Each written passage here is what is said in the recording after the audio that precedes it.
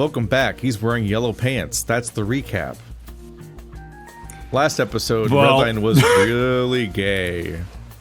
Mm-hmm. Also, that was and he was drunk too. So, like, the power combo right there. That was 3 weeks ago already. Jesus Christ. It's hard to do anything around the October to December part of the year consistently. It's really rough. Everyone's on vacations and Anyway, this is probably the most boring way we could. Yeah, he did that too. You ever think about how he has like a Lucario diamond in the middle of his chest? I think about that every time. Yeah. I don't know what to make of it. I don't think that light emanates from the core like that, but he just has a diamond-shaped light spot in the middle of his belly. Is in the middle of his chest. It's kind of hot. Let's be honest. Yeah, just shove your face right there, and you just. Well, he might never breathe again. Actually, he might just take you out. He might kill you. Yep. The big guy just glares down at me, eyes occasionally drifting to some other party goers. He seems particularly keen on Ryan. Oh, his eyes always bastard. return to me. Fuck Ryan. Hate that guy. So, yeah. I take a sip from my cup. A little sippy cup. It's cute. What you drinking? Lemonade. You? He shimmies his cup in his hand. Just some water. Not much for alcohol these days. Attaboy, Brucey. Hydration is key. Just like I taught you. It's stressful that he was listening. Yeah. Hey. Hi. Got all the bitches together. This is just the fucking. I love his. It's just the beach arc of the story. Is that on Bucky like a farmer's tan going on? Or is that just fur pattern? I think it just looks like that. I don't know if it's meant to be a tan. Yeah, I think it's just like the piebald approach of just like having a lighter belly, just on like almost every design. Yeah. Okay. Hey guys, how's it going? Hey, folks. Bucky strolls on in with Drayden trailing behind. It's weird not seeing either of them in their respective uniforms. Bruce just grumbles. I never had you as a coach. Yeah, I would have worked you to the bone if you did. Oh, I just punch you sometimes. And win every time. Because you're not allowed to hit me. Yeah. He rolls his eyes and takes another swig of his water. It's good to see you two. I didn't think staff would show up. What, and miss out on all the fun? I always like seeing my fighters off, even the troublemakers. I don't know why he tussled my hair on that line, but luckily my antler nubs made it a little harder for that. Lucky, yeah. My horns make it harder for people to express affection at me. It's a metaphor for don't touch me. And Drayden, you never really seem like the party type. You know nothing about this person! Hey, now, I can be fun. Though Bucky did offer to go with me. I treated Ryan a bit back when I first started, as I am the doctor. He's been in the medbay pretty frequently, believe it or not. I'm realizing that your fucking groan is because literally every character you voice just lined up into one scene together. Yeah, it's awesome. I can believe that. I can believe that. Whoops. I can believe it. The guy fights like an animal. He's been in more fights than a lot of men down here, and his hospital records prove it. Seems he had some rough coaching, too. He'd end up there a lot after sparring. Well, Drayden and Bruce take a drink, glaring at Bucky. Aye, don't look at me. I didn't get him until a few weeks ago. I don't let that shit fly in my classes, at least not to the head. ab training is fair game. Don't tempt me. You still owe me a few punches as payback. Bucky laughs nervously, then clears his throat. He just got more and more rowdy. Too much for the other coaches to handle, apparently, so they sent him my way. I'm usually good with the handfuls. I mean, look at Red. We all glance down to the hyena on the beach who's trying and failing to wrestle down a large tiger man. The man then proceeds to slam his fist into Redline's body, kicking up a sizable amount of sand around his body. What? His body. I didn't get that. Oops. Yeah. Okay. Well, that sounds painful, whatever it is. Yeah. He's still trying to wrestle him and he got punched, which seems like a not good response to wrestling. Anyway. Yeah, and he slammed a fist to kick up something? Yeah, he slammed a fist into Redline's body, which kicks a sizable amount of sand around his body. Which, like, it's such a... I don't know how to imagine that, so I'm just imagining he's, like, Gokuing. Like, the force of the impact caused, like, a fucking spiral sphere of shockwave. It's a sonic boom emitted around the area, and all the sand went everywhere. I mean, this feels like Naruto kind of all the time, and I've never even seen Naruto, but I feel it. The setting does have sensu beans. It's true. Bones are weird. Bones are weird, lets out a high-pitched wheeze, followed by some energetic giggles. But they seem to be having a good time. Ryan's standing next to them, sipping a drink. He doesn't look like he's as happy as he was earlier, though. Yeah, that sounds like a guy who's having a good time. Good time. Have a great time. What a handful indeed. Someone ought to keep that thing on a leash. Ooh, woo. Oh, come on, guys. He's not that bad. I wasn't insulting him. Oop. Incoming. Redline staggers up, just absolutely coated in either sweat or ocean water. He's still giggling, and his abs are as red as the blush on his face. Guys, hang on. Hi, Buck, and Doctor. It's hard for him to get a word in between his heavy panting and giggling. I'm gonna be right back. Ryan's in a bad mood, so I thought it's something that would cheer him up. Without waiting for a response. Is there anything less of a party buzz killer than the person of honor in a bad mood? Like, no, it's not great. Well, it works. It's fine if you hate him. True. But I don't think anyone likes Ryan. Yeah, that's a good point. Redline only. He's the Redline of the Redline group. only considers being helpful because he just always does that. But I don't know if anyone likes Ryan. Apparently not. The little guy sprints out the door, the wet pitter-patter of his paws trailing away. I've never seen him this energetic. The word is manic. Have you met the guy? He's on some kind of high all the time. Only a few times, but even then, he's at least a little more mellowed out. He does loosen up a lot at the parties. Not that the rest of you ever show. He gets loosened up at the parties. Oh. Well, I find ways to keep his trap shut while he's working out. Hard to keep chattering when you can barely breathe. Just as long as you... Oh, good lord! The beach volleyball player from earlier strolls by, his muzzle held up in the air. His paw keeps it pinched shut, but blood is still coming out. Hey, bud. You alright? Don't do that.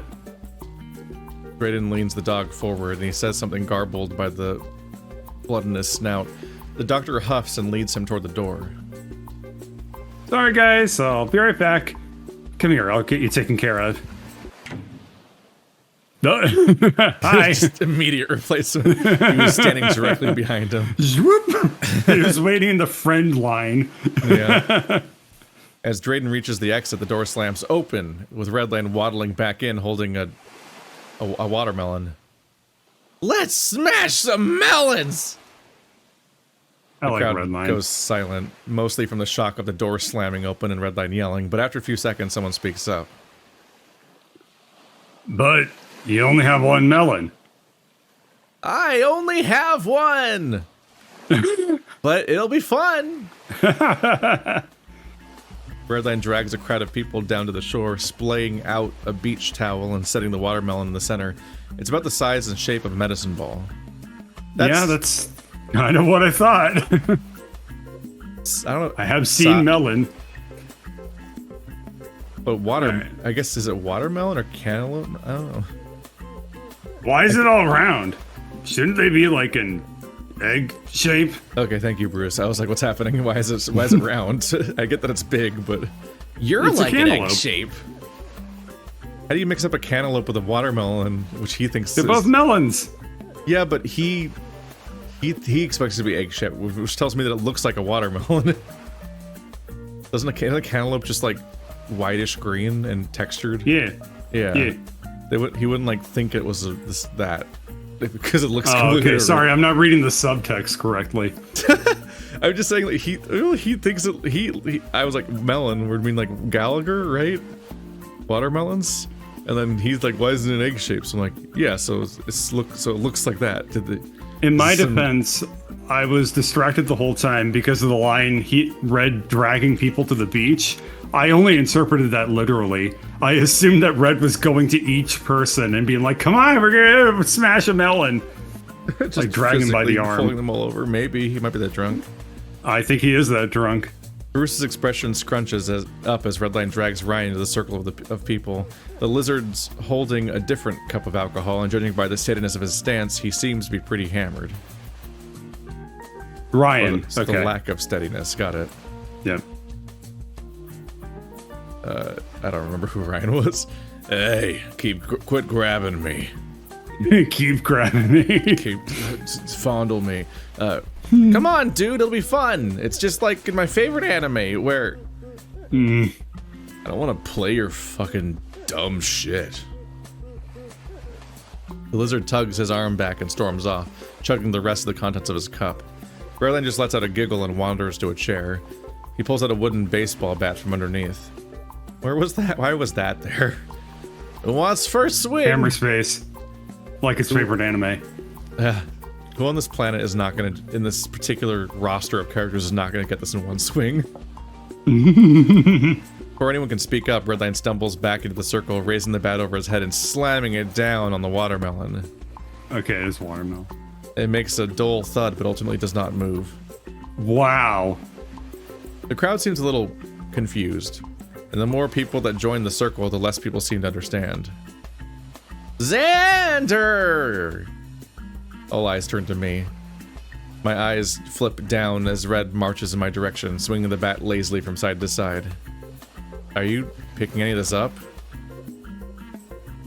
Kinda. Should he be swinging that around like that? It's your turn! Redline yanks me into the center, wrapping a piece of cloth over my eyes and starts turning me in place. Oh, that wasn't part of it. He's making up Calvin Ball rules to this. This is awesome. Yeah, he just keeps improvising. It's like, I'll smash a melon with this thing. Do I get a say in this? Shut up, Zan, it's solstice. I love this, he's making stuff up. He's Zan now. Yeah, shut up. It's solstice. Solstice isn't for like 4 more months. Hey, can you chill with the spinning? Red then giggles and spins me a few more times until I'm genuinely, thoroughly dizzy. He shoves the bat into my hands with enough force to almost knock me over. Now swing! At the melon. At the melon! I can't see it. Go forward 4 steps and swing. No, you'll hit me! I really don't know if I believe either of you. Go forward 5 steps and then swing. I definitely don't believe you. That gets a chuckle from both of them. The crowd actually seems into it now, talking with themselves or laughing as I stumble around. A few of them shout out commands, which way I need to go and when to swing. There are a lot of conflicting commands. Twitch plays Zander. Redline giving out some more of the consistent ones, so I find myself relying mostly on him. If I can piece him out from under the crowd. Okay, now! Now, I guess. I raise the bat over my head, and I slam it down directly in front of me. Whatever I hit doesn't feel like a melon. I swipe the blindfold off and see the bat pressed firmly against the towel next to the melon. The crowd makes some sounds of lighthearted disappointment, but Redline stumbles forward, giggling about how close I was. He swipes the bat from my hands and starts swinging it wildly over his head. Who's next? Who wants to go next? I got it. Give me a runt. Redline's ears fold and his tail flickers, but he's smiling bigger than ever as Bruce steps forward and snatches the bat from Redline's weak grasp. Hey! You gotta spin around first. Spin around? Yeah, like a piñata, and you get more points if it's a clean break. He's just making it up every step of the way. This is great. He's adding more rules. Yeah, alright, sure. Let's spin you around. You can only play this game on Tuesdays. It's gone. Woo! Bruce gives a dark grin as he starts spinning Redline in place. The Dean starts to protest, but after a few turns he stumbles off to the side and gets caught by a crowd member giggling like a drunk idiot. No, giggling as a drunk idiot. Oh, wow, somebody writes one visual novel and then they think they're the god of grammar over here.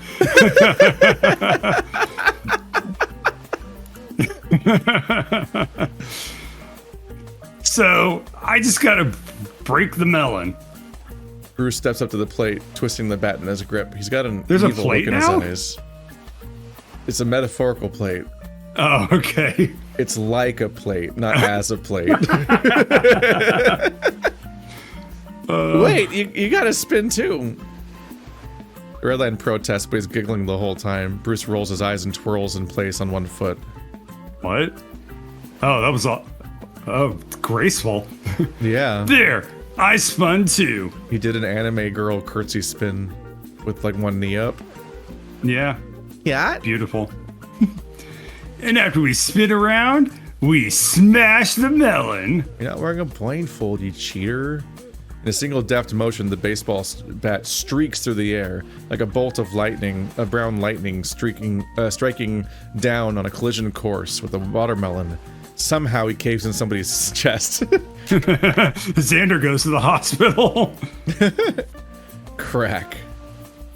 Did he break the bat? The crowd stands in stunned silence, seeing the baseball bat split in two over the watermelon. The broken half flies off to the side, impaling several players. Pitching itself into the several sand. Xanders. Yes. Pitching itself into the sand next to my feet. It did go towards Zander. Bruce, too, managed to express shock, anger, concern, confusion all at once. He tosses the other half of the bat to the side. Redline, on the other hand, is howling with laughter. What the hell, Red? The champ reaches down to grab the melon, but his hands slip when he tries to lift it. He reaches again, clutching it from below and scowling as he stands up with the melon cradled to his chest. So is it like a weight or something painted to look like a melon? That's why it's round? It's like fucking Thor's hammer, I guess. Excalibur. What the fuck is this thing made of? Why is it so goddamn slimy? Bruce drops the melon and it thumps into the sand. A distinct green streak runs up Bruce's forearms and hands, the same color as the melon. Oh, he's infected. No. He's gonna die now. He's got seconds to live. The melon, on the other hand, seems to have leaked its color all over the dino's scales. Redline once again howls, laughing. Bucky moves forward and wipes the melon clean with the towel as it sat on before. Red, this is just one of Dryden's medicine balls, painted green. It was maybe a bit of on the nose then to say that it's the exact size and shape of a medicine ball earlier. Oh. It just was a medicine ball. Where else was I supposed to get a watermelon down here? I'm slightly mad about that medicine ball thing. Because I have to admit that retroactively is kind of funny, but I don't know if it's funny enough to make me not mad at it. trying to remember what a medicine The ball hell is like. wrong with you? Does a medicine ball defeat a bat? I don't think so. They're not that hard. It looked like fun. The crowd just sort of dissipates, some of them laughing, some of them seemingly disappointed that there was no watermelon. No one could tell? It didn't look like it wasn't shaped like a watermelon, and he was hand-painted by Redline, so it wouldn't have... Probably didn't nail it. Bucky hands Bruce the towel to wipe the paint off. Did Dryden give you permission to paint his equipment? Redline just laughs harder and tries to wink, closing both eyes separately before scooping the medicine He's bottle. fucked up. Oh no. He needs to go to the doctor. I thought he had one drink. This is an intense reaction. Has he been poisoned? It'll be our little secret that everyone saw. You guys up for some volleyball with this thing? No. Sure, I'll spike it into your face. You want to join that other guy with Drayden? Even more snickers from the Yeen as he scampers back up the rest of the party. The three of us follow behind. Bruce lets out a sigh. I was really looking forward to that melon. Can't you just go up topside and get one on one of your days off? You probably got plenty of vacation days from beating my ass. The dino stops in his tracks, silent for a moment. He starts to say something, then Bucky chimes in. Oh yeah, you boys got your flight coming up. You nervous? I don't know how to answer that. Obviously, feels weird to admit that when Bruce is standing right there. That is actually very weird. Bucky to be asking this. Talking about it in front of him, yeah. It's like, yeah, I'm nervous. Last time he hospitalized me. And the time before that, he hospitalized me. But less. Yeah, weird. Well, little unusually out of character for one of the most socially in tune characters. Interesting. Anyway. Bruce is also silent, now walking closer behind us. He inhales like he's about to say something, but ultimately breathes out, defeated. Well, you guess you won. That's how you do it, Zander. You just need to shame him. Jeez, that nervous, huh? Makes sense that a big log like you would be scared of my pride and joy. Bruce let out a quiet sigh as he reached the top of the ramp up to where the rest of the party goers are. Yeah. The party goes on for a bit, the music getting louder the later the night goes on. Someone dims the lights. Sky? It turns to nighttime eventually, but people are still raring to go. Even Ryan looks like he's having a nice time. Even Ryan, that asshole. Redline managed to convince people, Bruce included, to play Spin the Bottle. Well, his modified version of it. Whoever the bottle lands on has to play Truth or Punch, where you have to tell the truth or get punched in the gut. Oh my god. I hate that game. Truth or violence. Most of the guys picked Punch on their first turn, then Truth after. Once they got a hard question, they just went back to punching each other. Seems alcohol really gets these guys fired up. Did the CIA invent this game? No. Drayden finally returns to the volleyball victim. The poor guy's muzzle had to be bandaged up before he can get back to jamming out with his buds. Just jamming with the buzz. Hell yeah. Me and Bucky actually just wandered off to go for a little walk on the beach. He and Bucky, I think it said. Yep. I find it hard to drown out the pounding of the music, even if my party anxiety is boiled down to a simmer. Staring out into the ocean helps me keep calm. I wish I came here more often. Me too. It's probably the closest I'll get to a beach vacation at this rate. All right. Hey. Bruce approaches from the side about 6 or 7 feet away, his back against the wall lining this patio, looking out over the beach. Hey. He responds in silence. A breath inhales, then a pause, and a slow exhale. Enjoying the party? I can fix that. I can barely hear him under all the music. Not really my thing. Bruce grunts under his breath and sips a bit of his cup.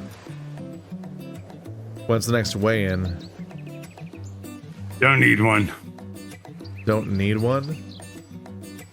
Nah. Any particular reason? They don't tell me everything. You know as much as I do. When were they planning on telling me? Again, no clue. All Ted told me is that they won't need any more pictures. They took enough pics and videos of our fights to get whatever marketing bullshit they need, so we don't need to do the weigh-ins anymore. Oh. Sorry. He grumbles. Don't gotta apologize to me. I'm like going to those fucking things anyway. Bruce turns his head to a cluster of people. At least Red is enjoying himself. Uh-huh, he does that a lot. Yeah. He talks a lot too. They're bonding over their hatred of Redline. This is where this is all leading. Jesus Christ. Leave him alone. God He's damn. hiding his sadness. That's so fucking you can funny. tell he's sad deep down, and that's make me sad. I'm sad about Redline being sad. You don't gotta remind me. Wow. They managed to get a chuckle from Bruce. Yeah. He talks a lot about his friends. Says a lot of nice stuff about you, too. Ow. And God. God, that guy is such an asshole, right? Yeah, he loves talking about his friends. He says lots of nice things about you. And I bet he'd be nice to you even if you were as mean as you think you are. So, you know, maybe you can chill the fuck out? Yeah? Someone needs you. to say this to Zander. Probably not the guy who regularly hospitalizes him. That's what makes this kind of awesome. You are the source of the problem, dude. Not the original source, but you're the immediate step in the process. You're the literal step in his chest. Oh my God, come on. Okay. Our eyes meet for a split second, then he turns away. Why are you telling me all this? I don't know. You seemed pretty worried about it a while back, after the haircut and all. After the haircut? The trim? I remember getting really high from the meds and someone carried me to my room, but that was literally always obviously Bruce. The only character it could have been for them to bother keeping it a secret narratively. Wait. Also, if he cared that much about, like, getting... if I was carried back to my house by a stranger that I couldn't identify, when I sobered up, I would probably ask, like, hey, how did I get around? Who did that? But I guess he never did. Anyway. He refuses to talk to anyone about anything. Yeah. What are you... Attention, everybody! It's Ryan's birthday! The music dims down as everyone turns to Redline. Ryan is laughing uncomfortably as people start to cheer and wish him a happy birthday. Dude, it's not my birthday. You're drunk. No, you're fucking hammered, dude. I've never heard anyone emphasize the N. It's like funny. Him emphasizing the N means you can like physically see him like sway in that moment. Yeah, fucking. It's like he like pauses the syllable as he like regains his balance to then continue the sentence. Yeah, that's really funny. They start to stammer more about who's more drunk. Bruce and I wander up to the crowd, if only to observe Red being a giggling mess. No, meeting of the minds. Oh, all right, everyone, shut up. It's not my birthday. He yells the words with some deadly serious conviction, but goes back to smiling after a chill creeps up my spine. Uh-huh. Why a chill? I wonder why. Easy to. If it's not your birthday, then why are we celebrating? Blizzard sort of scowls and chugs his cup while Redline rambles. Cuz I know you. You didn't quit. Redline? Uh-oh. Oh, no, dude. Alright, he's gonna fuck this up immediately. Yeah, he's getting his ass kicked. What the hell are you talking about? A big grin spreads across Redline's face. Come on, you know I get around. I know that you got fired. Oh. He's gonna get murdered. Oh, God. The crowd's rambles drop to a whisper, all eyes on the hyena. You got fired? Because you're so mean. You beat everyone up at the gym. But I don't think you're mean. You're a lizard, man. You got a tough skin. What's that supposed to mean? Oh, you're some kind of snake? Either way, it's a fun party. Are you gonna celebrate when you leave? Oh. Or get some stupid, shitty job where everyone forgets who you are? Oh, man. Your friends are all down here living their dream, and your family doesn't want anything to do with you. Like, what the hell is someone like you supposed to do? Maybe you could, like, start your own gym and have them beat each other, too. Redline's a lot less cool now. No, that was, like, the worst he's ever been. Wow. Jesus. Crunch. Ryan's fist crashes into Redline's muzzle, forcing him backwards as everyone around springs into action.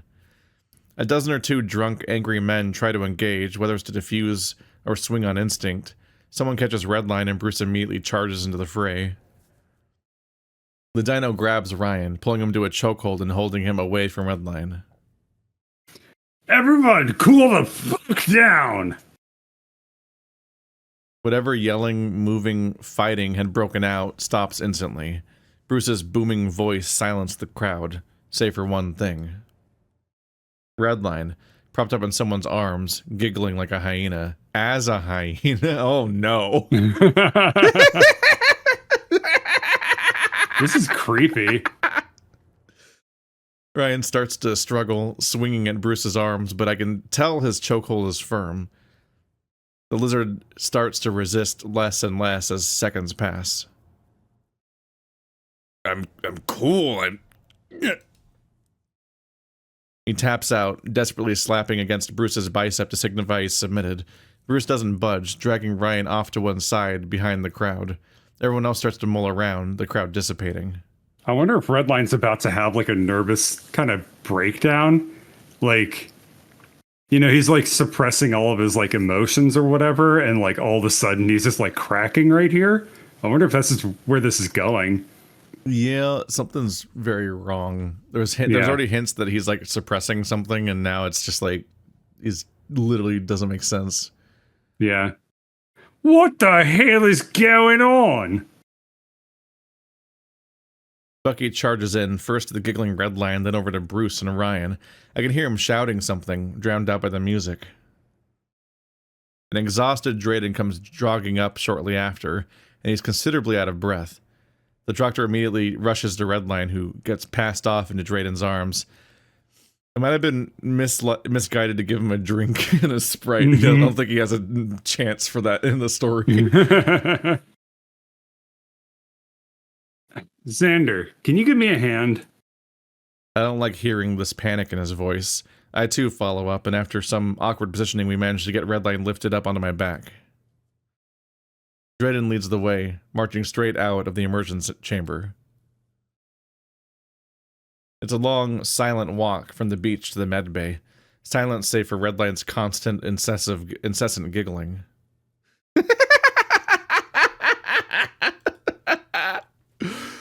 It's almost I'm almost scared. I knew hyenas laughed a lot, but this doesn't feel natural. He sounds nervous, scared. That's when hyenas laugh. Mm-hmm. And the real hyenas laugh when they're nervous. Weird to think that just a few weeks ago I was in a similar position, getting carried away by Redline after the whole bench press incident. Maybe this is how he felt. Maybe he didn't carry me away out of pity. Maybe he was just scared for me. But soon enough, we made it to an empty room, and I managed to deposit the giggling Yeen into a bed. Keep him there. I need to go grab something to stop the bleeding. The doctor leaves, and I'm left alone with Redline. He's still going, laughing like a car engine turned over and over and over again.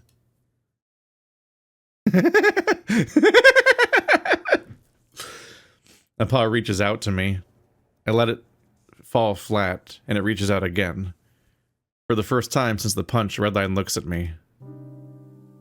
He's crying. I've seen him cry from laughter before, but this isn't the same.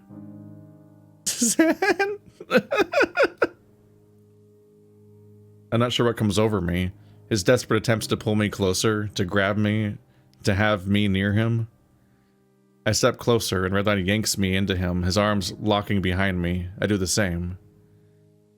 His laughter falters for a second, only getting louder as his muzzle rests on my shoulder.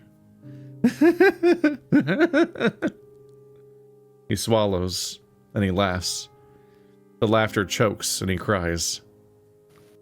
Redline clutches me, his full weight pressing against my body as he folds forward, and he sobs. I'm so sorry.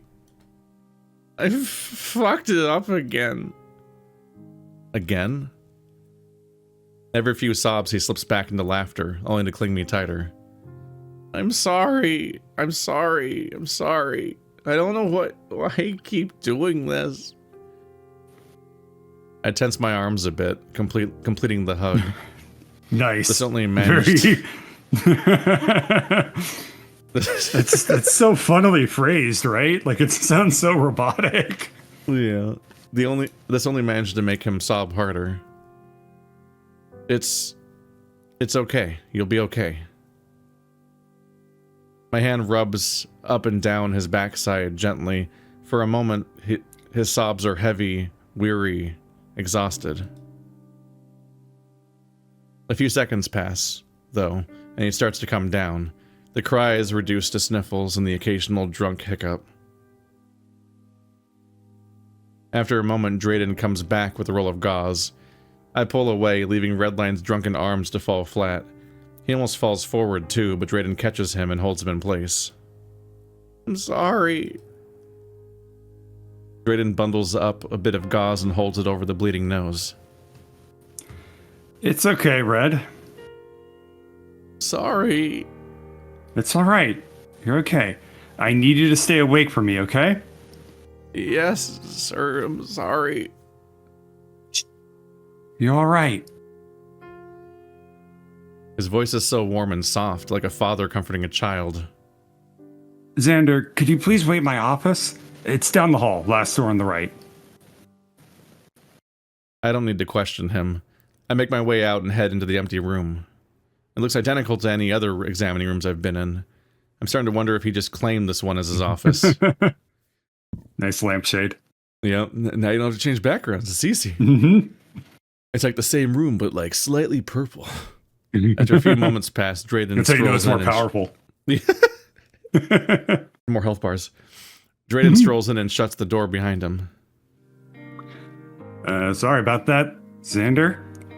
Are you feeling alright? He put the jacket on over his trunks. That's really funny. That's just the shambles the soul is right now. I'm fine, just a bit shaken up. How's Redline? He drops down in a seat. Nosebleed, but nothing broken, thankfully. He'll be alright. Right. I take a beat. I'm not sure how to address this. And the crying? Right, you saw that. It's... Hi. Surprise! Just then the door creaks open and a familiar kangaroo peeks his head in. He darts to Drayden, then notices and smiles at me. Oh, you got company. I can come back later. No, it's fine. How are things? Bucky steps in and closes the door quietly behind him. He sets a large medicine ball, roughly the size and shape of a spherical watermelon, on the examining table. It's much funnier when you close the loop and say it that way. But also, what the fuck is the size and shape of a spherical watermelon? No, that's good. You rule of threes this into actually being a pretty damn good joke. That's really funny. And where did you get that? One of the great mysteries of our world, Drayden dear. We got Ryan sorted for the most part. There we go. Security got called to take him back up to his room. Bruce is clearing out the party. Wanted to check in on Red, but the lights were off, so Drayden sighs and leans back into his chair. Bucky just stands there awkwardly, both of them silent for a moment. Is this something that happens often? The punching? No, not with Redline at least. In the face, anyway. The drinking, yeah. Redline drinks? Yeah. You probably don't see it too much since alcohol isn't allowed outside of parties. I never really know how to approach him about it either, since you Tier 1 fighters aren't normally even allowed at the parties. Is he an alcoholic? Drayden and Bucky both avert their eyes. It's hard to say. If he had unrestricted access to alcohol, it's a possibility. At the very least, he cuts loose a bit too hard. At this point, it's a pattern, and it's not a pattern I like seeing, or hearing about. I don't really go to the parties either, so... It's been weeks since he called me Buck. Well, aside from the party, but he's pretty wasted, so I don't count that. I've seen him alone more often than not these days. Normally he's got his group of friends buzzing around, but lately, not so much. But I know when there's a party, he goes wild. Big guy like Bruce could handle 4 or 5 big drinks in one night, no problem. But Reed's about a third of his weight, and he's down in 6 or 7. It's not that much. Well, I don't know. 7, yeah, you could start to get pretty wasted. He's a little man. Never mind. Also, the question was always like, what is a drink? Like a drink I don't is know, so like a variable. beer. It's like, what are we counting as a drink? Yeah, I don't know. Well, I feel like he's overcompensating. He's way more lively at those parties than he has been in the last month. Pair that drinking with his anxiety and depression, and you, He clears his throat and looks to Bucky. But that's still something we need to talk to him about, so... Anxiety? Drayden looks like he said something he shouldn't have. Yeah. Yep. Whoops. Whatever happens, we all know Ryan was out of line. Security's taking care of him, and he'll be out of the facility for good tomorrow. What Redline said, was that true? About Ryan getting fired? How do I do that? Bucky sighs and looks away. Yeah, he was spot on with it. After what he did to you in my class, we had that little chat where he went on to threaten me and a few other folks. Why was I at this party? That's a really fucking good question. No one's like, hey, don't go to the party, specific person that he is getting fired over. That's a really good Alright. In fact, they made it an exception for him to be at this party. Yeah. Weird. We put up with a lot of bullshit down here, but threatening staff is a major no-go. Managed to get in touch with the commissioner, well, Ted, and they went ahead and cut Ryan off completely. I don't get it. It wasn't this bad when he started. After a dozen years, well, I don't know. Guess it'll do shit to you. It could be a case of CTE, or chronic traumatic encephalopathy. Cephalopathy? What does that mean? Getting punched in the face makes you, like, not good at thinking so much. Ah. Bucky nods, but I think Drayden can see my blank expression. Drayden leans forward dejectedly as he continues. It's, I mean, I'm sure you boys know a thing or two about it. It's a degenerative brain disorder caused by trauma to the skull. Take too many hits to the head and your brain tissues start folding more and more. Over the years, they just stop working right. Jesus. I knew head injuries were a serious thing, but hearing it described like that, it's scary. Yeah, you probably should know a bit about that before you do it as job life. Ryan's been to the medbay more often than most fighters.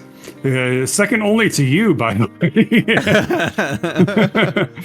So looking forward to that retirement next week. Oh, and he's been down here longer than most, too. That sounds like the perfect combination for CTE. Is there any way to know for sure? Yeah, maybe a doctor can look at him. No, there's no way of knowing for sure until people can examine his brain. Okay, and that requires an autopsy. Does it? I mean, you can make an educated guess. I just mean, like, they have brain scans. I guess so. It's not specific enough, I guess. I don't know. But the mood swings, the violent tendencies, I don't know. It seems like the textbook definition. I'm getting so annoyed about this. I'm sorry.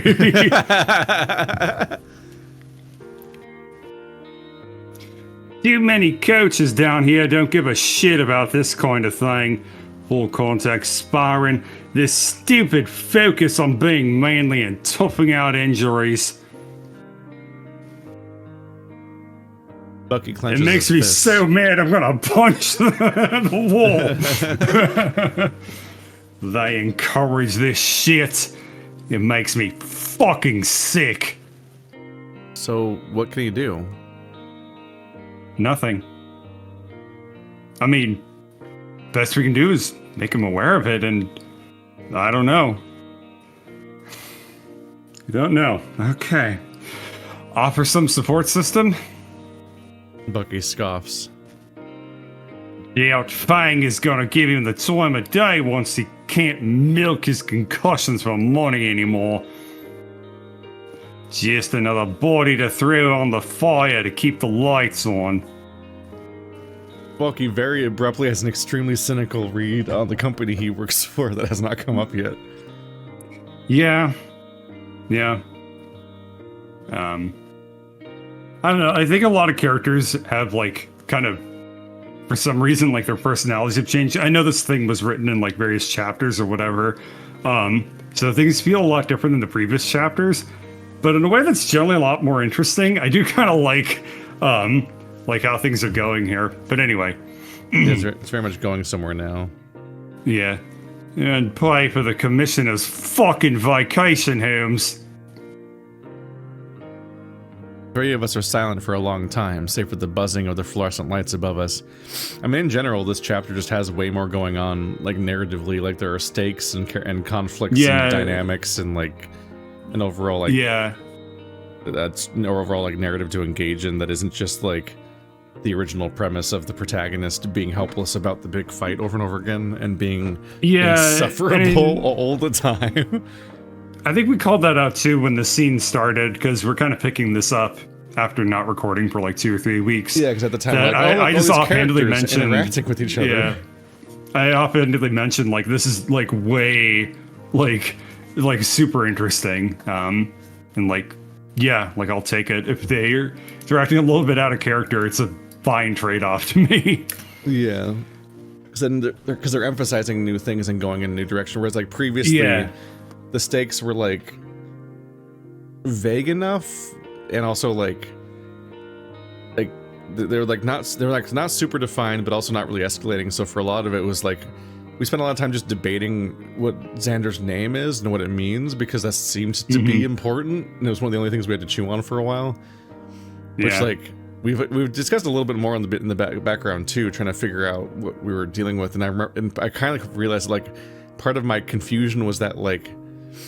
The introduction of this plot was that Zander has like a glitched profile, and everyone keeps calling him Alex, but he's insisting his name is Zander. And I did not immediately clock that Alex and Zander are 2 halves of Alexander, and so it's like 2 different shortenings. So I was like, I thought it was literally his name was just straight up wrong, on a more concrete level. But then like upon talking, like even when like.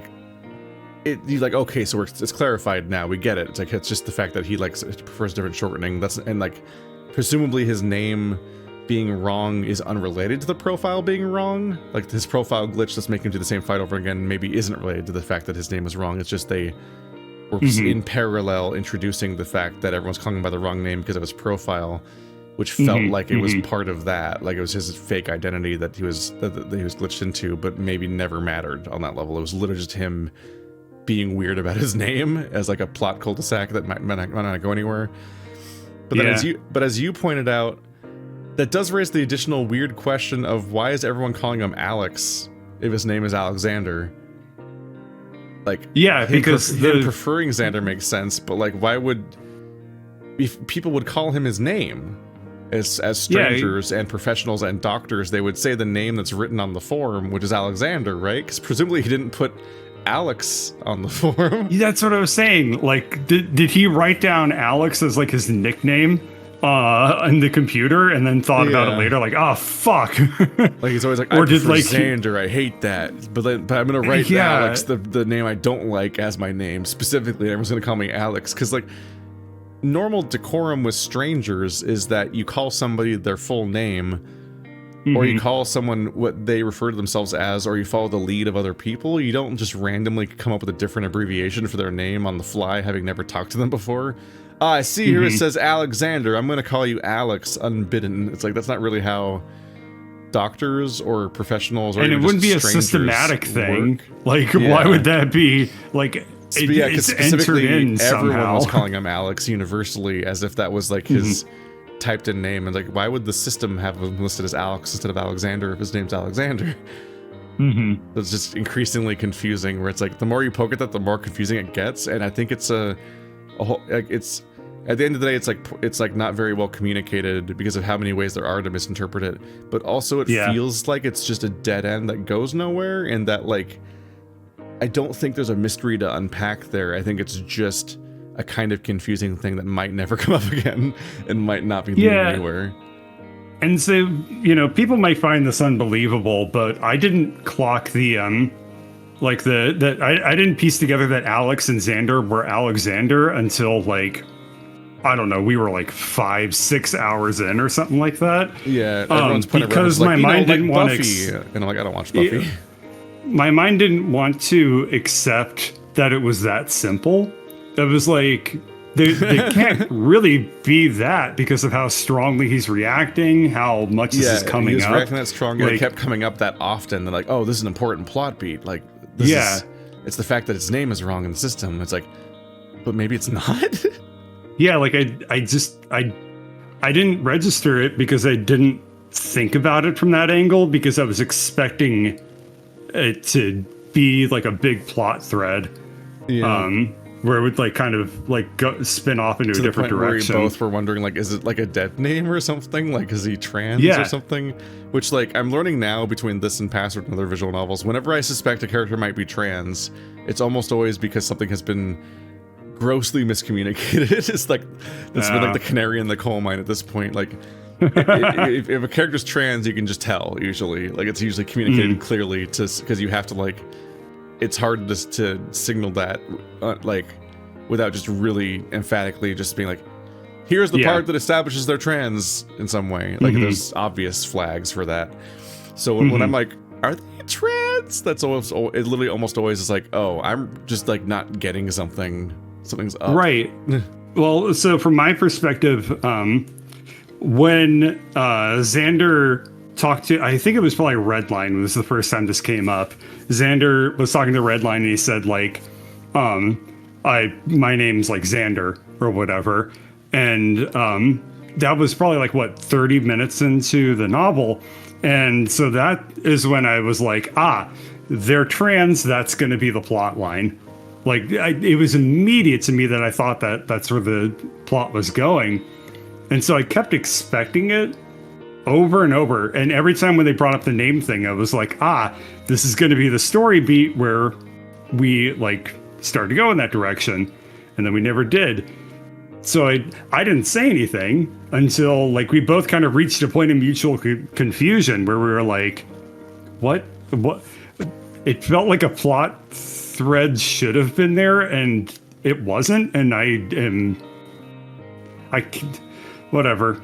The thing about this story is that it let you twist in the wind and wonder about that for so long, and it was like, now we're just on a different topic and we're just on to shit that like matters, and it's just like we moved. The narrative has just moved on. It's like, you're right. Yes, correct. Like, this is stuff to chew on, because for a while that's all we had. You know, I will say also that, like, pretty much after every single thing that somebody says, sometimes even like a sentence, I want to stop and like commentate on it with like, it usually not positively, but I don't want the story to drag on and on and on. Like, I don't want the recording to just drag on and on and on. But like, that was one where I really just had to keep biting my tongue about it, because it was just like, I don't want to just dwell on so much stuff in this recording and make it like a 40-hour thing. It's just like, but you're in the background, you're just wondering, like, he can't be that petty, right? It can't be about that small of a thing that he's just refusing to talk about, but not for reasons that matter. Because you're like, I don't know. Even when he's like so insecure about pointing it out, you're like, is this a big thing because he doesn't want, like, if it gets analyzed or thought about more, it reveals him as being trans? Like, because he expected it to be something bigger. Like, what does it mean? Is he just he's really just that socially awkward about the idea of correcting people about the name that he wishes people were calling him, and that's the entire topic? I guess so. It's which, because it makes you feel like it's a secret. Yeah, and I get that is a, you know, it's a mechanism in the story to make him come across as like, make his character like very awkward, kind of a doormat, not able to like stand up for basically anything. A doormat that it's just like, it was probably one of the weirder ways to do it. Like, it's not wrong, it was just strange. Yeah. It's one of those things where, like, if you're gonna be, a lot of it can just be fixed by being clearer about the internal monologue about why he's feeling what he is and whatnot. Because he's like, he's essentially like, oh no, they're gonna talk about it, or they're gonna know. Like, there's like a vagueness to it that was just introduced but then dropped, that made it sound important, and like there was personal stakes, but also wasn't elaborated on, which just led to us having to guess what they meant. And that's like, if you're gonna have internal monologue, you might as well just like say why the character thinks what they think, because I'm curious to in their brain. I'm curious to see if the author ever talked about their writing process, because to me this just seems like, if I had to guess, it just seems like there was probably a original plot thread where they were like going to be trans, and then dropped it because later on in the storytelling they didn't want to do it. And is it that where it was like kind of it wasn't like outlined, and like later on they decided to change it, but they had already released like chapters or something like that? Like I think it's nothing. Don't know. I think it's basically a nothing plot, and was always meant to be that way. Just got way too much time, and I think it just got like phrased in a way that made it sound more important than it was by accident, and it wasn't caught that was like kind of like the vibe it had as like a half-explained thing that he cares deeply about.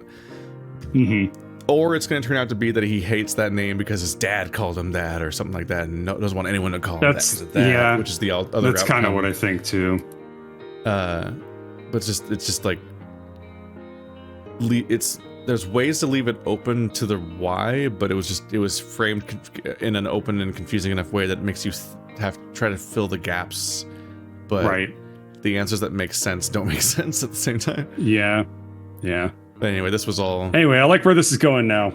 Yeah, keep doing story. This topic came back because the videos are airing and people are like debating the topic now because I think part 4 is out now, and it's like and it's just like been reintroduced. And I'm watching all of them because I also wanted to come back and remember like what had happened, so I wasn't totally forgetting the context of the story, but also Lady Bird is watching them with me for the first time as well, and that's always handy. I just hate hearing myself talk. I got used to it. To me talking. Nah, the three of us are silent for a long time, save for the buzzing of the fluorescent lights above us. I don't know what to say. I don't know if I even want to say anything. Redline's in the next room over, sleeping the alcohol off. Sleeping well. Yeah. Probably not. Yeah, just gotta burn it off. It will be fine. He just has a serious problem. Another week passes. Another fight night. This one feels like it's arrived much sooner than the last. Redline thing. It's like right there. Nope. Time skip. God damn it. Why? It's a bit rough. Yeah. In moments like that, the time skips are rough to deal with because it's like we've introduced a narrative where this is an issue with the framing device or the premise, I guess, or whatever, is the fact that like we are stuck in an underground bunker where you have to interact with a tiny cast of characters every single day and you can't escape them, basically. So it feels weird to have time pass in a way that feels more fitting to the a narrative that takes place in a city. Yeah. Like, I went home that day and I didn't see Redline until weeks later. A week later, my fight came. And like, you could like, with that much distance, you can have a narrative play out exactly like this. But because they live in a weird, like, college dorm compound, basically, and he literally is in the same bedroom as Redline every day, you'd expect that this would have emotional follow-up and context, like, hours later, and that important scenes would be happening immediately. So the time skips are confusing because like narratively you want to get to the next fight, and the fights are spaced out in a semi-realistic distance to make the narrative happen for the fight, for how fights would work, for healing, and how careers work as a boxer and stuff. But that means that in order to get to the next major plot beat each time, you have to time skip, or because this would be exhausting otherwise. But that means you have to like. But inherently, you want to structure all of the character arcs and reveals over the course of the main narrative's duration, and those two things, you kind of get in a situation where you have, because of the setting, you kind of have two stories that should be happening at very different speeds, essentially, and just it's doable, really, but this is tough. This is a tough writing nut to crack. This would be a very hard problem to execute. You essentially have to have. It feels like you would have essentially have had to like resolve the current plot thread entirely each time you time skip, because you time skip when things aren't happening narratively normally. Yeah. Or we just need to introduce a mechanism where they are able to get space from each other. Like what you could do is, I don't know, Redline, the next morning he wakes up, he avoids talking to everybody, and he cashes in vacation time and just disappears. Yeah. Like that would be a good way to put a pin in this plot line that would be in character, and it gives it space for us to do a time skip, because it's like how like we can do other things for 2 weeks while Redline is just gone, you know? Yeah. So you would need to have mechanisms like that to pull it off. You know, it's doable. It's a tough story problem that they set up for themselves. Let's see. We are way more analytic readers. Hey, I drag people along with this. I do it to everybody. It has to happen. Mm-hmm. This is how the other ones go too. I'm just annoying. Oh, okay. Well, that's fine. If people are okay with it, like I said, I mean, I could, Ladybird and I will watch it, and like I will pause every like 30 seconds to then explain what like I wanted to say while we were recording, but didn't want to bring up because I didn't want things to take forever. But like this whole time, like I'm workshopping the story like nonstop as we read it. That's interesting. See, even though it's only my third fight, I feel weird not doing the weigh-in or any sort of promotional lead up to the fight. It is extremely weird. Yeah. It's also weird how you did that the first time, presumably. You just got off an elevator into a fight. It also is kind of annoying that Bruce not annoying. It's kind of unusual that Bruce doesn't like doing the weigh-ins, because that's like probably almost as important to his career as like the boxing performances itself, is like doing the showmanship type things. The promo. Like, yeah, I don't know. Before I joined FANG, they took a bunch of pictures and videos of me to use for marketing, and their PR people handle everything.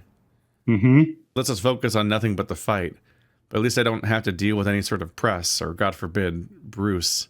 Oh my God. It sounds strange to me because I don't watch any violent sports. I don't watch any sports, period. But I'm just talking about this topic. I don't watch boxing or MMA or wrestling, but it does sound like an important part of the audience experience is the build-up narratively to each fight, which is the confrontations and the beef and all that. So, like, it feels like if you're a ratings-oriented company that's doing televised underground boxing or MMA and stuff, you would want to do real promos and not just be like, yeah, we got B-roll. Yeah, like and what's weird is that he says like the PR people take care of it, and it's like, no, the PR people would normally be coaching these guys behind the scenes. Yeah, like all the time, being like doing or whatever. Yeah, they're gonna be like down there, like on it all the time. Yeah, like you're gonna tell me that fucking that fucking Logan Paul and XKCD will do their multi-season arcs. I don't remember that guy's name. XQC. They do their fucking like months of beef leading up to the stupid Netflix promo, but like this entire thing of actual professionals isn't gonna like be doing that. Yeah, it almost feels like a disinterest in writing that part or something, where it's like that's part of it. It's part of it. That part's like, super interesting. Yeah, it'd be interesting to unpack the literal relationship that, because these characters have three relationships. There's the actual them encountering each other in the hallway. There's the part where they're forced to fight each other, and how lopsided that is, and how violent that is. And then there's the way that they have to like play characters at each other as like part of how these industries work. And so like not contrasting all three of those and working them all separately kind of feels like a missed opportunity. It is a missed opportunity. And I think I don't think I've said this to you or in any comments or something like that, but I did say to Ladybird that one thing that this story, probably the strongest thing about this story, is that the setting is interesting. And this would be a way to really capitalize on it, would be like to have the PR people down there, because it's juxtaposing like their real life with like this indifferent, cold system that doesn't really want to have anything to do with them outside of like, on this day, show up, be mean, here's why, here's what you're going to say. And then those people vanish for like a month. And like, that's already kind of built into the narrative, but it's like, this would have been a very effective way to just dig into that concept and beef it up a little bit more. Yeah, and instead they're not doing that promo and they're just being loosed into the Coliseum like animals. Yeah. And that's just the entire dynamic, I guess. Unless this is meant to be a unique special case where Zander fucked up or something, or the commissioner hates him, so they're gonna like not let him around cameras anymore. It might be. But if that's the case, there's a bit of a struggle where like not enough of like a normalcy was set up to disrupt, because like this is the third fight, but we've only ever done weigh-ins once out of 3 fights. So it's not unusual that we're not doing them, because we only did them once to begin with, and there was no like pattern and routine set up to then disrupt. And the other thing is that if you wanted to portray like a cold bureaucracy and stuff like that, having one that's like super non-communicative is probably not the way that I would do that. What I would do is I would have one that's over-communicating with very contradictory but very forceful things all the time, and just leaving them very confused. So like this whole, like they're leaving them in the dark, like, I don't know. I think it'd be more interesting if it was like they're confused because there's too much for them to parse. Anyway. It is true, like the pressure a corporation puts on its employees is usually having some kind of expectation of them. So the fact that no one's even telling him anything is like is just actively the opposite of that. He's just kind of wandering around and doesn't have a goal or a thing that the company seems to want from him, and that's just kind of listless. Yeah, it doesn't have conflict in the story. All right. I'm sure we'll workshop this more. I'm doing it constantly in my mind while I'm reading this. So that's a reflection of me as a reader. I've got author brain. It's unfortunate, and I'll need your sympathy and well wishes in this time. Anyway, how you feeling? Nervous.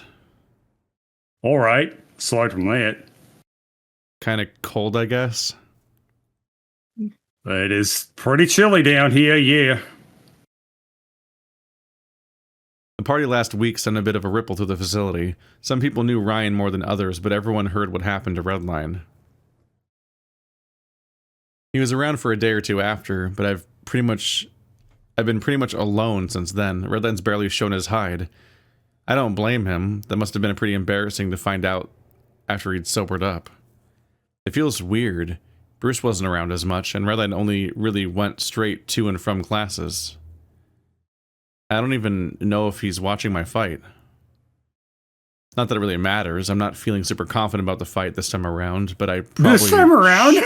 shouldn't tell that Bucky that. Fuck, it really is cold down here in these hallways. We're like catacombs. Hi. Oh. Well, you're gonna be alright. Yeah, maybe the heat of the lights in the ring will warm me up. Oh, the heat of Bruce's blood on your fists. That gets cold very quickly. I'll freeze. Just trying to warm you up, bud. Come on. This is a fight. Right. Zane, give me a bud. He kneels down in front of me. It's been a heavy month. It has. But none of that is gonna fuck with you in the ring. That dinosaur is. Right. Zane. What? He grips my arms tight. Not hard enough to hurt, but firm enough to get my attention. Is he not paying attention? What are you gonna do in there? The same as last time. Not the same, not the same. We can adapt to what Bruce did. You were so close last time. Well, I know you can do it. We've been practicing. You've been working your ass off. He shakes me gently in his arms. Like a baby. You're gonna knock him the fuck out, alright? I dart my eyes away. Yeah. The kangaroo stares at me with an earnest smile and lets out a quiet sigh. I think he knows I don't believe him either. I think he does, dude. Mm-hmm. I think it's the spirit, Zander. He says, lying. I step onto the elevator with the attendant. Yes. And Bucky stands there, silent at the door as the doors close. It feels quieter than normal on the ride down. I haven't seen Bruce since the party, and before that, since our talk in the gym that night. That sounds impossible. I feel like I fucked something up, but I don't know what. There's something missing. I also feel like there was like a comment about enough. Oh god, this goes really far back, doesn't it? Am I insane? Are you trying to look for like the time skip or something like that?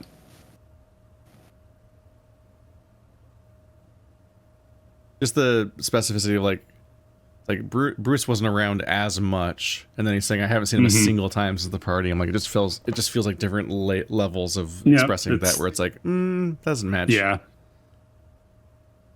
Maybe it's Bruce. He doesn't like the situation any more than I do. Okay, that might be a lie. He's probably a lot less scared for his life than I am. Maybe it's Redline. He's been pretty absent for a while now. It's made the room a lot quieter, but it's just feels different. I don't know what that means. They haven't specified what they mean by he's been absent, because you guys literally stay in the same room, and he says he's only going to and from classes, which would sound like he's always in his room, where you are. I would assume that that means that he's like hiding alone, like he's avoiding people. Maybe he's going into like the stairwell, and like just hanging out there. It hasn't like been specified clearly enough that he hasn't been in the room, despite because like he's not going out. It's like, well, then that means he's in the room with you all the time, right? But he's absent. Like, but it's not. It's just like it's not like a massive riddle to solve. It's just the fact that like Zander doesn't just specify like, yeah, it's weird. He hasn't been in the room lately, or anywhere around. Like, where has he been going? Like, you think he would think about that at some point?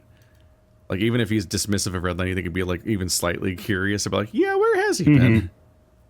On a basic logistical puzzle level, at least. It feels wrong. Something is wrong, and I don't know what, and I'm scared. I guess I have to fight now. The attendant was silent the whole way down. I guess he knows what I have to deal with. Maybe he'd feel uncomfortable speaking up. Or maybe he's silent out of respect for the dead? Who knows? Oh, he's really got the fighter's mindset going into this one. The light's coming up, but my chin stays down. Maybe everyone at home will think I'm meditating or praying. The irony of that. Maybe some god will have mercy and make this my last fight. Jesus. And speak of the devil, Bruce's elevator door dings and the man of the hour stomps out. He's also looking pretty quiet. Mouth welded shut in a scowl. He raises a fist as he enters, soaking in whatever cheers the crowd at home might be giving him. I remember his walkout music was pretty cool, back when I would watch his fights. But for once, he's quiet. Bruce moves to the center of the ring and scowls at me. Wait, so Zander has watched his fights, so he kind of already knows this guy. Okay, interesting. Interesting. There's pain in his eyes. Not too chatty today, huh? No fun little quips or scathing commentary on my size? Nothing? He turns his eyes away and sighs. Nah. I gotta end this quick. Got something else to take care of tonight. Oh, you're so busy with your busy life. That's so fucking funny. You walk in and have a 20-second fight once every 2 months. That's so fucking funny. You're too busy for this? You barely have to do anything. Oh my god. He's not even trying to make a show out of it. Is he bored of this? What? You're not even gonna try? The dinosaur sighs and brings his hands to a fighting position. Let's just get this over with. like he's not even interested. Like he thinks he's better than me. He is.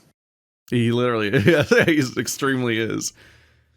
I'm out here trying not to die, doomed to a life of this bullshit, and he's just coasting through it. Uh-huh. That's the premise of the story. I don't know what comes over me, but I charge in, lunging for Bruce. He sends a punch I don't know what comes over me. It's a fight! Yeah. Hopefully the thing that came over you was the bell, otherwise this is illegal. God damn it. Did the fight start? These are the things that I pause and I yell at to Lady Bird about. He sends a punch forward as I move, but I lean to the side. It's a double thing where it's like, you say it's because it's a fight, and that does make sense also, but it's also like, I don't know what comes over me. It's like, what come over you is the angry thought you just had that was stated explicitly. So it's like not ambiguous. It's like, why am I angry? It's like, it's because of the thought you just had that was clear. The fist meets air, his thick arm only centimeters from my head. His free hand is still defending his face, and for a split second, Bruce's body is completely unprotected. My uppercut launches deep, meaning its mark in the center of Bruce's midsection. It's the big highlighted weak section right there. That's his weak spot. His smile is 3 more times and you win. Yeah. Just need to the dino grunts, his body leaning forward slightly and immediately straightening back out. He turtles up, crouching down with his guard covering his face and body. It's tough to move when you're postured like that, but even tougher for your opponent to get in. At this point, I've already circled around him, positioning near the center of the ring. His eyes peek out over his gloves, taking careful steps toward me. I know his range at this point. I have to make sure he doesn't get close enough to damage me without being able to retaliate. I have to wait until he's got an opening, then I can go in. The two of us circle each other for a bit. He's trying to hunt prey, but I won't let him. Every blow he throws, I dodge. Every step he takes, I take my own. I have to keep pace before he gets the upper hand. He can't keep turtling forever, even if he peeks out from behind his guard to throw a punch or two. I keep moving, not only to evade the punches, but also to keep myself from getting cornered. Our dance comes to an end when Bruce scowls and uncurls from his guard slightly. Stop making this harder than it has to be. His speed increases. He rushes forward with 2 blows to the body. I can't move any further back. I have to stand my ground. Just do a somersault. Those fists collide with my guard, crashing painfully against my elbows.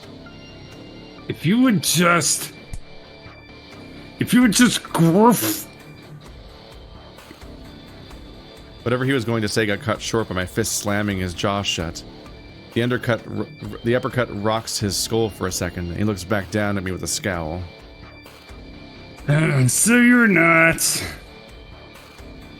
Again, interrupted with my fist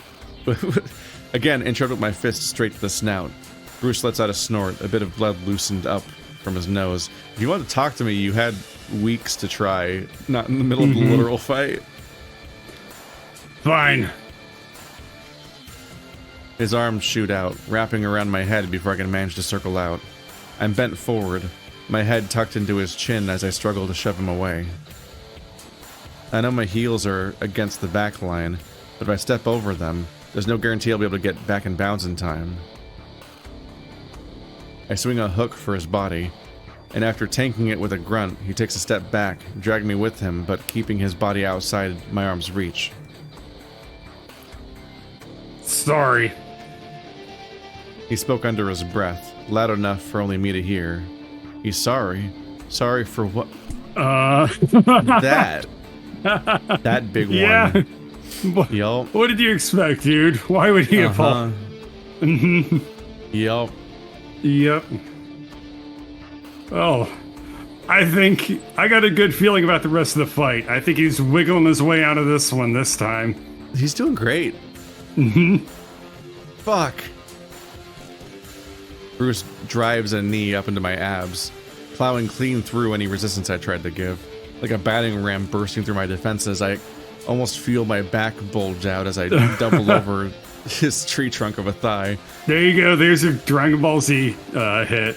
I was gonna say, I literally was thinking like the way that in Dragon Ball Z the bulge comes out their back just nonsensically. It's that's like there's a billion. I'm convinced that like Dragon Ball Z did irreparable damage to the furry community. First of all, the majority of all like weird cartoonish kinks that don't make sense are in Dragon Ball Z. Like just all of them. But also just like, yeah, like weird anatomical bulging and things like that. Like it's a weird amount of like ways of expressing somebody being too bara and too big and too hung, all are related to the ways that they convey fighting in Dragon Ball Z. It's extremely funny when you recognize some of it. I'm kind of surprised we don't see a little bit of the back bulge right here. Yeah, and that's before you get to tail vor. Oh. That's a whole thing. Instantly, oxygen leaves my body, forced out by the champion. I still cling to his arms with some sort of hope that I can come back from this. I pull and pry with all my might until finally, slam. A second knee cleaving into my midsection again. I can't even react before a third, a fourth, and a fifth land in the same spot. That was a noise. I can feel my body breaking, every muscle giving in as the last bits of strength and defiance are slammed out to the middle of my back. Ow. Did that calm you down? Motherfucker. God, you're so rude. I'm just trying to have a chat in our MMA fight. Like, what, I don't know what Bruce is going for. Well, they haven't had time to talk. He literally got in a time machine and jumped ahead to the fight. Yeah, whoops. Sorry, I slept in a Morrowind bed and I set my clock for a week from now. Common mistake. I meant 7 hours, it's just 7 days. Yep. Long loading screen. Anyway. I can still fight back. I have to. Bruce releases the clinch and I stumble forward, swinging my fists aimlessly for his body. That'll work. One connects, but despite his face contorting, it doesn't stop his uppercut from clipping my jaw. It's not heavy, but strong enough to send me off balance. I can't go out. Not like this. I need to cover up and regroup. I can't fight with my head swimming like this. With my guard up, I leave my body unprotected for only a second, which gives Bruce all the time in the world to follow through. Wait. His guard is literally not... okay. His guard's not up in like normal people terms. It's up. Okay. Up. He's covering his face. Upper body guard, which means it's not down. Okay. Yeah. The confusion of having high and low guards, but also like literary stuff referring to like raised and lowered guard being good and bad, as opposed to physically guarding up and down. In one swift motion, his leg pistons out, landing clean in the center of my abs. Pain explodes out from my center, my lungs empty, my body aching. The kick sends me seemingly soaring backwards. Why seemingly? My feet unable to catch me when I stumble. I collapse in a heap, coming to a rest far outside the ring. Whenever this happens on TV, they play a countdown timer. The fighter has 10 seconds to get back in the ring before the fight ends. I have to move. I need to move, please. Every ounce of my body is in agony. A single knee from Bruce would drain even a top fighter's stamina dry, and he gave me 5. Son of a bitch. I reach forward, forcing heavy breaths as I start to crawl to the ring. That's not gonna work. I'm sick of him, of his shitty attitude. He thinks he's better than me. He's not even fucking trying. That's how you know he's better than you. Every day I'm giving more and more of myself at this place, and I can't even get a fucking day off. And when I get a break, it's because this fucking animal breaks me in half. I'm not going to let him coast by like this. I can't do that. If I have to die like this, then I'll make him work for it, bit by bit, piece by piece. Every drop of blood I shed will stain the ground he stands on. I'm going to make him regret it as much as I do. Wow. Jesus Christ, the fucking scorched earth rage in his body. Meanwhile, if he was thinking clearly and he's like so clearly lost this fight already, like letting himself get ringed out so that he doesn't sustain a hospitalizing injury means he can train better for next time and not be very frustratingly like have to wait for like 2 weeks to be able to go on a treadmill again. Yeah. Strategy, buddy. That's the long game. You won't win that either, but it would be smarter to do that. And I'm going to make him as scared of me as I am of him. He's not a bear. Make yourself look big. Dinosaurs are afraid of big things that don't move. That's the only If you make himself look big, he might almost be as halfway as tall as him. Yeah. I managed to crawl to the ring's edge. I don't know how long it's been. Everything hurts. It all hurts so much, I shouldn't be able to pick myself up. I lift up to one knee, and I turn my head up. Bruce is looking down at me. He's not mad. He's not smiling. He looks like he's hurting. His eyes close, and before I know it, he steps down onto me. My body gives no resistance. I collapse under him, and as I fall, the bell rings, signaling the end of the fight. The foot was firm, but not as forceful as the stomp he used to break my ribs last fight. It's as if he's putting his foot down, giving an end to the fight for good. It is like that, huh? It's as if he's putting his foot down is a weird way to describe somebody putting their foot down, literally. I know they mean hey, Keith, is that one a simile or a metaphor? I don't know. Can a simile be literal? That's the struggle I'm having, is that sometimes they say that because it is a simile, but it's also like, no. He's literally doing that, so I don't know how to react to that. Sometimes you just let the action stand as a double meaning, because if you say as if, you're highlighting that it's a device that people use language-wise, but it's also just literal, so it's confusing to specify that. That was pretty incredible. That was really funny. That was awesome. Bruce once again holds up a fist in victory, soaking in whatever cheers people were giving at home, but the silence of not only the arena, but Bruce as well, feels eerie.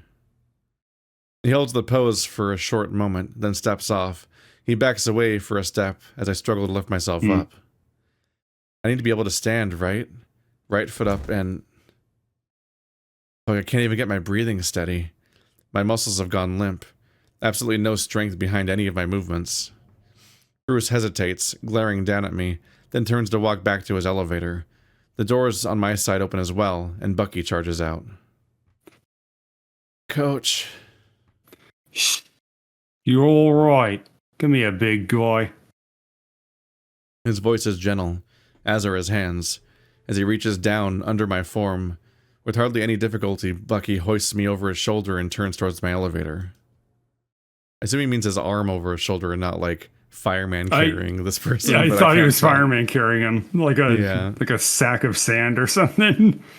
I get a good view of Bruce's backside as he strolls at his door. I love to watch him go.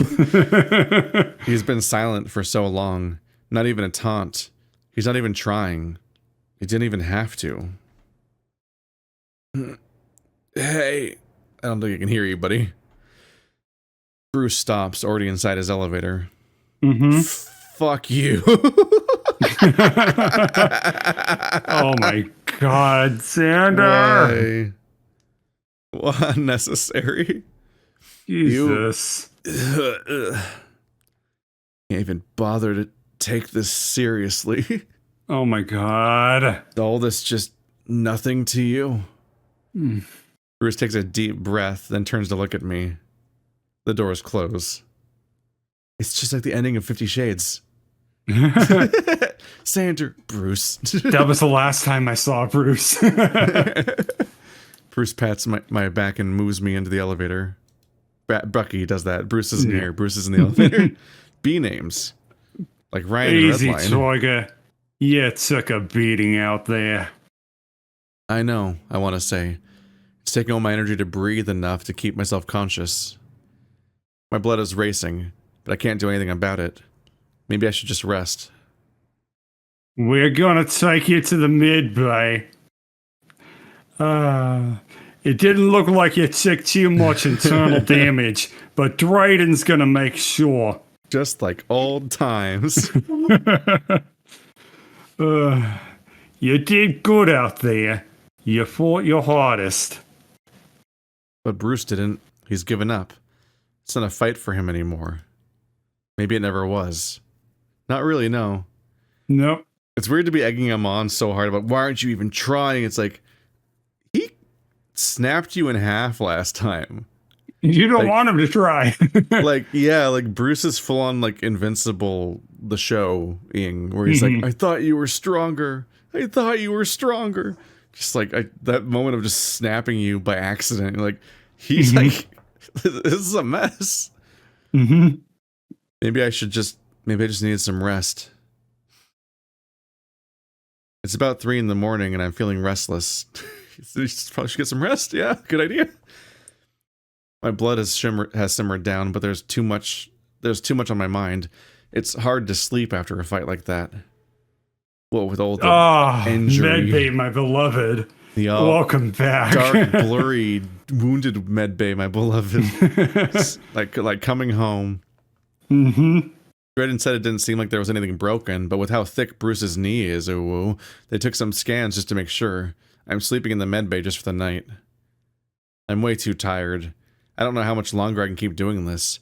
I caught a glimpse of the bruise on my body and almost got sick just from looking at it. And sitting up, it hurts even to breathe.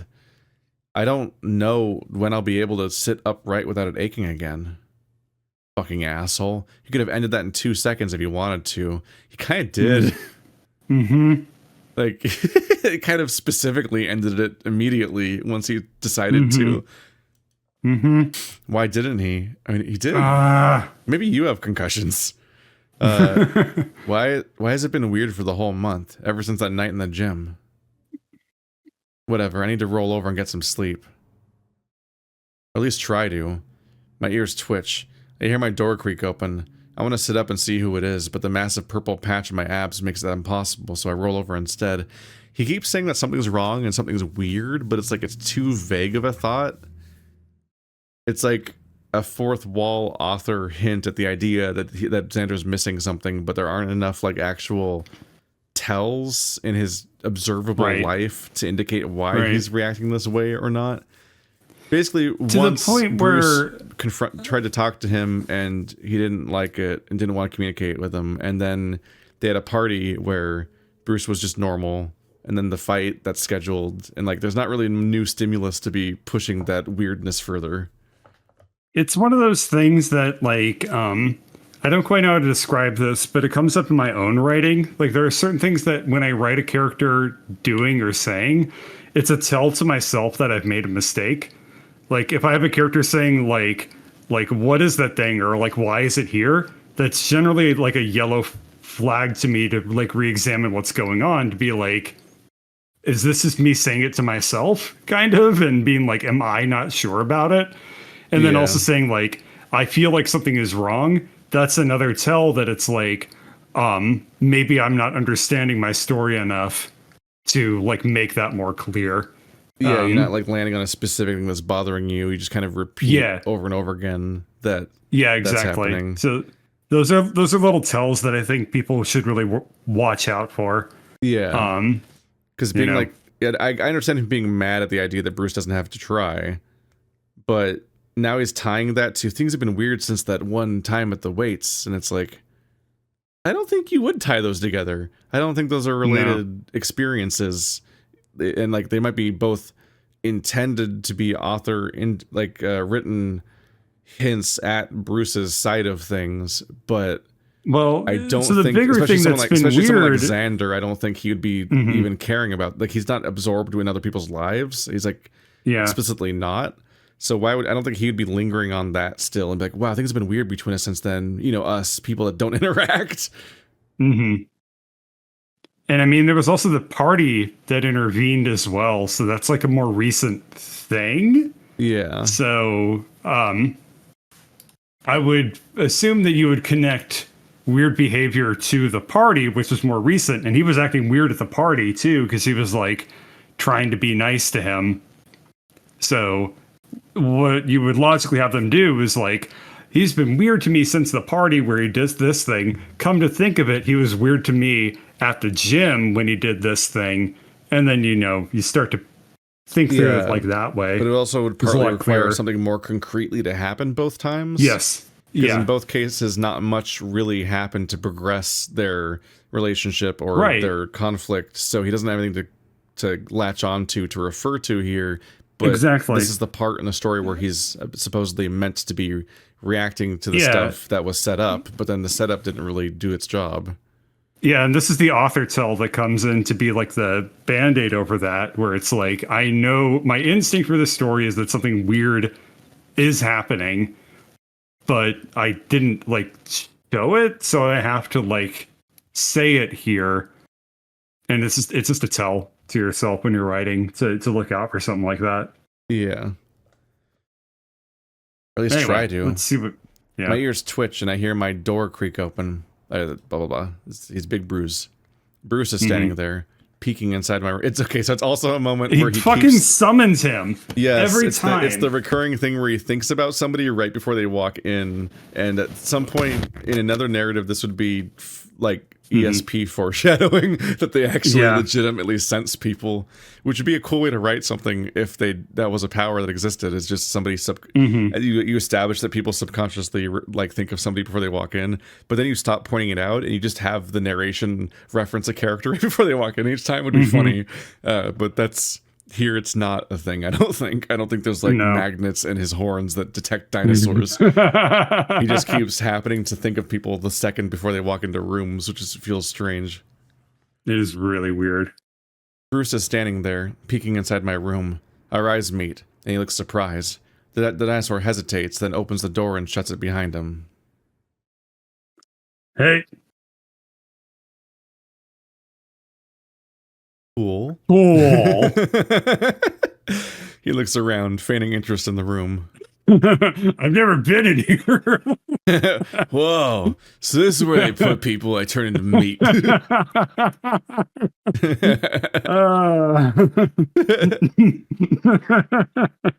Thought this room would be bigger.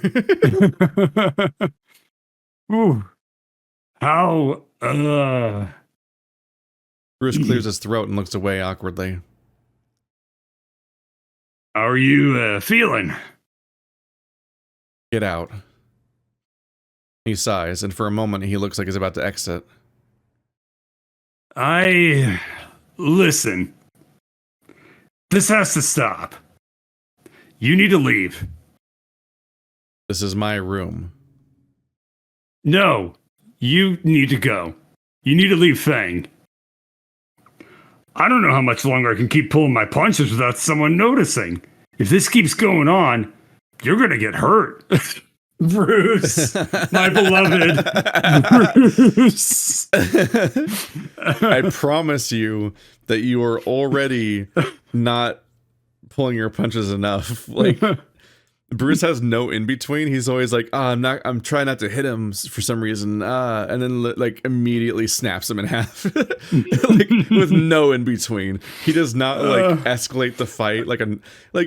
Bruce doesn't even, he's just really stupid, I guess. Cause like he cannot figure out how to like gradually escalate the fight and then just win because he will obviously win. Like, or he like literally immediately kills Zander basically. You know, like what?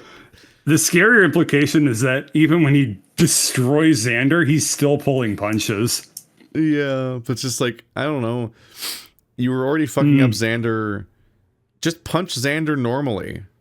That's my pro tip, is just hit Zander with, like, punch him. Box him. You don't need to do, like, superhero moves. Don't do the thing where you rip his arm out of his shoulder socket and then pick him up by his arm and then headbutt him. That part's unnecessary. Once your arm's dislocated, you probably... fucking good point. Yeah, once the arm's dislocated, you probably don't need to fight him anymore. He probably lost. Yeah. Unless he can get it back in, well, I guess. And then the other part, fucking funny. And then don't stand on people when you already beat them normally, because like the second fight, Zander just went down normally, and he was probably just going to get up and walk out after that. Like he was probably going to be normal, but then you caved his chest in by fucking stepping up. Like You were on the track there. But this one, I gotta be gentle. I'm dodging him. Like, that's Zander. Why don't you just listen to me in the middle of our fight? And then he just fucking knees him, which already, like, one knee stopped Zander. Then he went 5 times, so, like, to the point where grosser noises were happening. You're like, okay, this guy does not have self-control. The fact that he's referring to it as self-control is wild. Yeah, it's pretty awesome. Like, I get that Xander's lucky in that this guy doesn't just revel in murdering him over and over again the way that he seemed to in the first fight. It seems like something definitely changed the moment he caved him in, where he's like, oh, this is like bad. This isn't how this is supposed to be going. I know that, but you and I both know that Theodore said what Theodore said on the first night. He does? Okay, I guess he does. Right, the contract. I don't know if Bruce knows. Was he there for that? Doesn't feel right. He takes a shaky breath and exhales slow. If you leave right now, I'll pay your contract fees. Set up a payment plan, whatever it takes. But you need to leave tonight. And you need to never come back. I stare at him, the silence swelling between us. You'll pay my fines. Yeah. You know how much they cost. He sighs.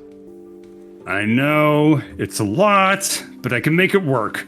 Fighting you it's not worth it. Not like this. We both turn our eyes away, thinking about the offer. It's a choice? What does that this even is spicy. mean? This is getting decent. What does that mean? Is accept the offer like an early ending? I don't know. Undefeated bad end. There's so many people that should just, like, you should just accept the offer.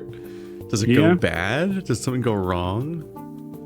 It might be that the commissioner finds out and then has them both killed. I don't know. I don't know. It feels like declining. Or they find Bruce too leads to the ending. and make him fight that guy. They have to team team up to fight Big Bruce. I'm very curious what happens if you accept the offer. Yeah. He's right. I can't afford to stay here any longer. I have to leave. If I keep fighting, I'm going to end up getting myself killed. All right. He stares at me for a second. Yeah? Yeah, you're right. This is my only way out. There's no way I can win, and there's no way that they'll let you play nice with me forever. So this is the only thing that makes sense. Bruce lets out a short sigh. He snatches the clipboard attached to the foot of my hospital bed and looks it over. Looks like you're good to go. I'm a doctor now, apparently. You're not allowed to read that. Wow. I think you're fired now. I don't think you're allowed to read that. Wow.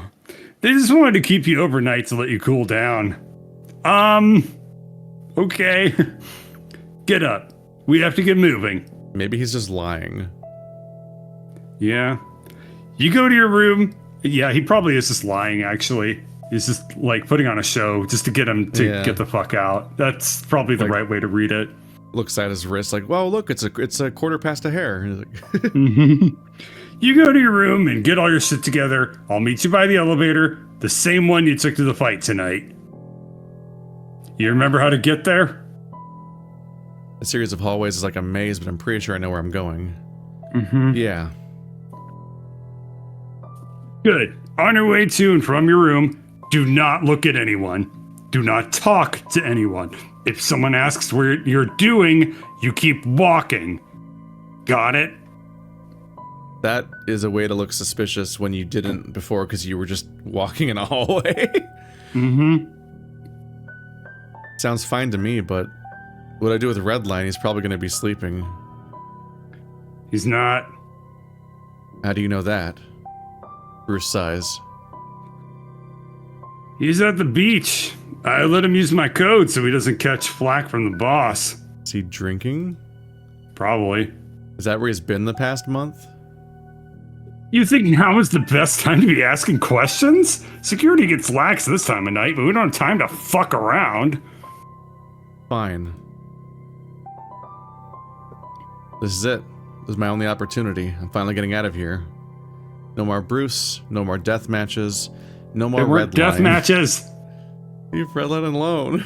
No more constant nagging and pulling and yammering and forced conversations. Oh my god. Oh my, oh my god. Ugh, Redline. I can get some peace and quiet. I can go back to ignoring everyone that pisses me off. Uh-huh. Which is everyone, apparently. I finally got my ticket out of this prison, this tomb. Bruce had it all along. He could have set me free after the first fight. He probably could have, but whatever. This was his fault all along. He owes this to me. If I have to suffer, then he deserves to suffer too. So spiteful. At like the wrong people. It doesn't take long for me to pack my things. Not that I had many things to begin with. Pile all my workout clothes into a duffel bag, grab my phone and charger, and make for the door. One look back. It's sad, really. Pathetic, even. I don't belong here. I never did. No matter how hard anyone tried. I know my place now. It's not here. Fucking stupid of me to think that I could ever make a career out of this. The door closes softly behind me, making sure to keep as quiet as possible. I can't risk waking anyone up. Redline probably misses having a room all to himself anyway. I know I do. His narrations are relentless about hating Redline, but like underdescribes most other things. I feel like I'm being really loud right now. I can't shake the feeling that everyone here knows exactly what I'm doing, and this is all a huge setup.